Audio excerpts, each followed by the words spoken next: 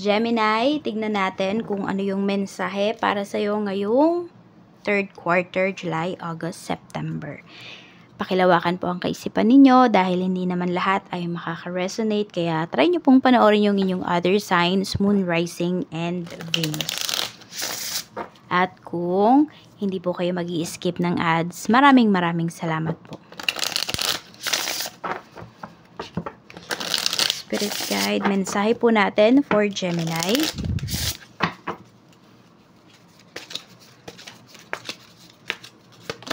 We have, it's time to take a break. Yan, baka may meron dito, magbabakasyon kayo ngayong quarter. It's worth the time. Yan po. So, don't deprive yourself po, no? For this, for this break, for this vacation. Kasi nga, pwedeng iba po sa inyo, pwedeng mahirapan na kayo makahanap ng bakanting oras if hindi nyo pa i-grab yung opportunity na ito na kayo ay makapagbakasyon. Some of you, pwedeng ang ulit na yan is 3 years pa. Yung tipong ganun po. Kaya, kung meron kayo, kung magkakaroon kayo ng oras para mag-unwind, gawin nyo na po. I-grab nyo po yan. Grab nyo na yung opportunity. Okay, check pa natin. We have Door of Illumination. Sabi dito, Enlightenment, Insight, Radiance, Revelation, Awareness. Yan po. So, may matutuklasan kayo. Ayan. Ang lakas po ng intuition ninyo this quarter. You will be very aware, no, sa mga nangyayari sa paligid mo. May sinasabi yung ibang tao sa'yo, pero alam mo kung ano yung totoo. Madidistinguish mo kaagad kung yung isang tao nagsasabi ng totoo or hindi. Tignan po natin. Tignan natin, okay?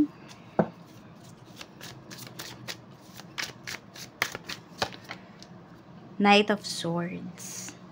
So, may mga mabilis talaga dito na need nyo talagang i-grab. Sinasabi, wag na kayong magdalawang isip, wag na kayong magpatumpik-tumpik pa, Gemini, if ever, ano man tong mga opportunities na paparating sa life ninyo, na alam nyo naman po, na sabi natin magiging okay.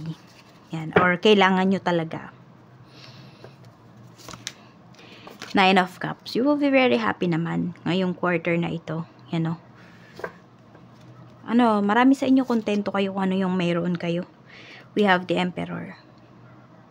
You're very responsible. Mas magiging responsable ka pa. Pagdating sa oras mo, pagdating sa kaperahan mo. Ugali ng mga tao sa paligid mo. Seven of Swords. Medyo mapaglaro ang mga tao sa iyong paligid. Eight of Cups. Wag kayo masyadong magtitiwala, ha?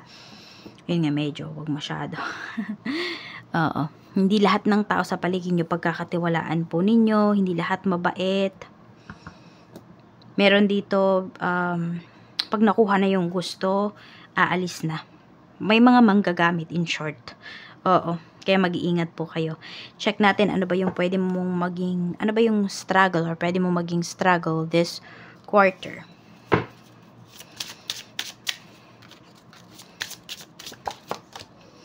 Okay.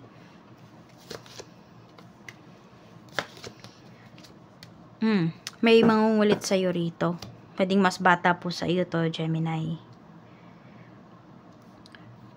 Mag-ingat lang din po kayo pagdating sa inyo pong okay. Ito nga, mag-ingat talaga kayo. Pwedeng meron dito mangungulit sa'yo. Gustong bumalik sa life mo, but sakit lang yan ng ulo. Mag-ingat kayo kasi pwedeng hindi lang kayo yung, sabihin natin, yung sexual partner ng tao na yan. Okay, hindi lang kayo yung nakakasex ng tao na yan. So, mag-iingat po kayo dahil baka magdala pa yan ng sakit sa inyo. Malaking problema. Ayan po. Meron din dito pasaway. Kung meron po kayong anak, baka mabuntis siya or makabuntis po siya. Yan. Baka maipakasal ninyo ng maaga kung yan man ay, diba? Yung iba sa inyo, ganun. Kailangan kapag, ipakasal agad. Depende yan. Pero, yun po, no? Kaya payuhan nyo kung meron kayong mga binata at dalagang mga anak dyan kasi yan po, sila ang maging problem mo. Blessings. Check naman natin ang blessings na paparating para sa'yo. Blessings naman po na paparating for Gemini.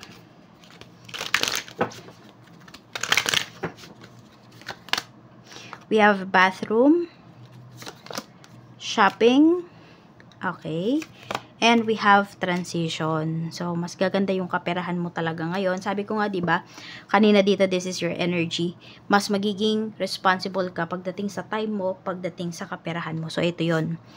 If may mga bagay po dito na, alam niyo yun, nakikita ko rito, ano yung tawag doon? Yung delayed gratification, yun po yung gagawin ninyo. So, may pagbabago po talaga the way you handle your finances. So, masasabi natin na, yes, may pera ka na before Gemini, pero mas mafe-feel mo na mas mapera ka ngayon, ngayong quarter na ito because sa pag-handle mo ng iyong finances. Mas maganda, oo, mas may structure yung paghawak mo ng pera mo ngayon. So, tingnan natin love energy para po sa mga single. We have the moon. We have the star. So, kung kayo po ay single at kakahiwalay nyo lang, broken-hearted pa yung iba sa inyo, wag nyo pong madaliin yung process of healing. Kasi hindi talaga kayo mag-heal pag minadali nyo po yan. Mas magtatagal siya. Tapos, kung meron po kayong, kung meron kayong ka-deal, tapos nagdududa talaga kayo sa tao na yon, malamang at sa malamang po, tama yung hinala po niyo. Kasi nga ito daw, door of illumination, door of intuition. So, mas malakas po kasi yung intuition mo ngayong quarter na ito. Kaya wag mo pong babaliwalain yan ha, kahit sino man yung makaka-deal mo. Kasi malaking tulong yan sa'yo. Sa mga in a relationship, we have the Wheel of Fortune, we have the Fool. So, ang dami pong opportunities pagdating dito sa inyong relasyon. Yung iba lang nga po sa inyo, okay, masyadong mag-overthink towards your person. Hindi ko alam kung LDR ba kayo or malalayo kayo sa isa't isa. Baka magtrabaho sa malayo yung person mo. Yan, huwag mo isipin na baka magloko siya kasi wala pa naman sa isip niya yon, no? Ang gusto niya dito is magkaroon ng pera, magkaroon ng stability in life. Kaya kung ito yung iniisip mo, huwag mo isipin. Bakit? Kasi baka ma-manifest mo talaga yan. Ibig sabihin, pag iniisip mo to, wala ka bang tiwala sa person mo. Check natin sa mga mag-asawa po. We have the Hanged Man, 5 of Wands. Okay, hanggang ngayon, meron dito, Gemini, hindi pa rin kayo tanggap ng family ng person mo. Pero nakikita ko dito, no? Ang maganda lang dito, ikaw yung kinakampihan ng asawa mo. Oo. Yes. Kanya talaga, pinagtatanggol ka niya. Pagdating dito sa mga family members niya na hindi katanggap.